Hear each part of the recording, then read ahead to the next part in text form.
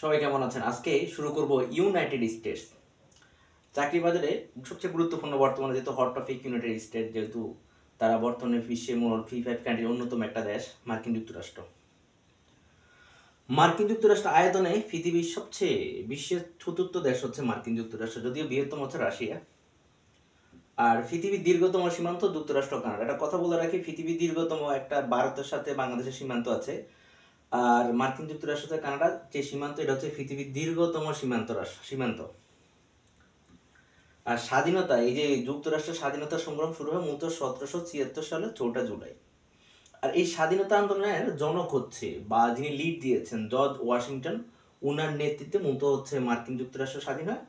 স্বাধীনতা সংগ্রামে যুক্তরাষ্ট্র সমর্থন পায় ফ্রান্সের। আমরা যেরকম সুবিধা পাই বা সাপোর্ট পাই হচ্ছে ভারতের বা হচ্ছে ভুটানের আরও অনেক দেশে, সে মার্কিন যুক্তরাষ্ট্র সাপোর্ট পায় হচ্ছে ফ্রান্সের। এবং এই মার্কিন যুক্তরাষ্ট্র এবং হচ্ছে ব্রিটেনের মধ্যে যেটা চুক্তি হয়েছিল যে ওদের স্বাধীনতা সংগ্রামের জন্য, সেটা হচ্ছে প্রথম ভার্সাই চুক্তি, যেটা হচ্ছিল 1783 সালে।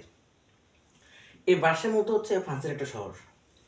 আর একটা কথা বলে রাখি সবচেয়ে গুরুত্বপূর্ণ, যেটা হচ্ছে মার্কিন যুক্তরাষ্ট্র এটা কিন্তু আবিষ্কার করেছেন কলম্বাস 1492 সালে। এটা কলম্বাসে মার্কিন যুক্তরাষ্ট্র আবিষ্কার করেন।